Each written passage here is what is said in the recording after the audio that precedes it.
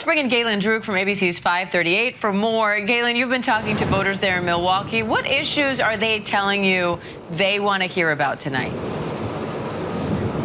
Yeah, Diane, you hear a lot of the usual suspects, which actually match with what we see in the polling for the most part. You know, folks are thinking about inflation and the economy, also illegal immigration, crime, and a focus on Joe Biden in general. But I want to pull back the curtain a little bit on how these kinds of events work.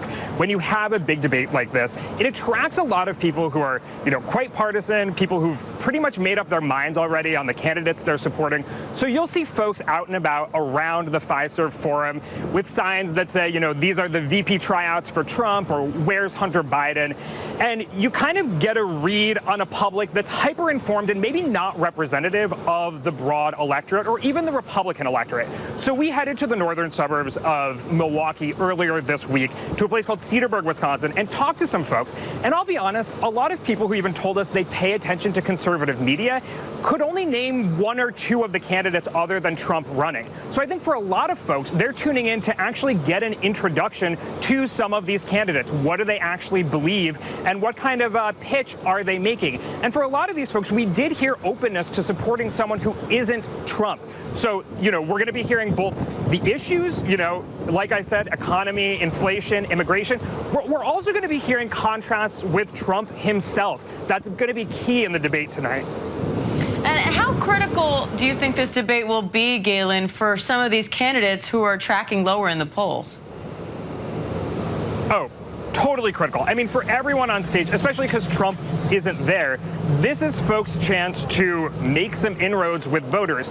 And this is a focusing event, right? Voters are going to be tuning into this in a way that they haven't been tuning into previous events in this primary campaign. So people like Vivek Ramaswamy, who have been catching ground in Iowa, where they have been doing a lot of campaigning, or New Hampshire, but the national public still doesn't really know who Vivek Ramaswamy is. I would say, while DeSantis, I wouldn't say he's polling low, but he has fallen from 35% in the polls in March on average to just 15% now. So if he wants to turn that slide around, the pressure is on him tonight to really do that.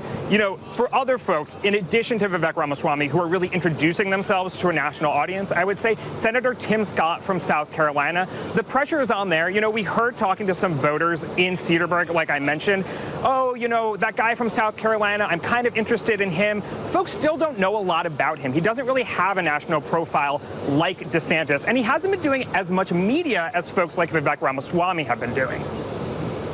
So, Galen, walk us through the rules for the debate tonight, and who do you think stands to gain here?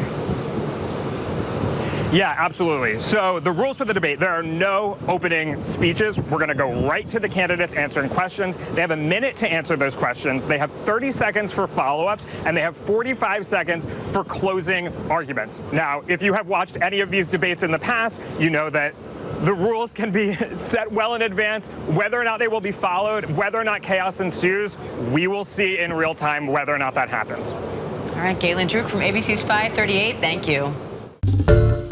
Hi, everyone. George Stephanopoulos here. Thanks for checking out the ABC News YouTube channel. If you'd like to get more videos, show highlights, and watch live event coverage, click on the right over here to subscribe to our channel. And don't forget to download the ABC News app for breaking news alerts. Thanks for watching.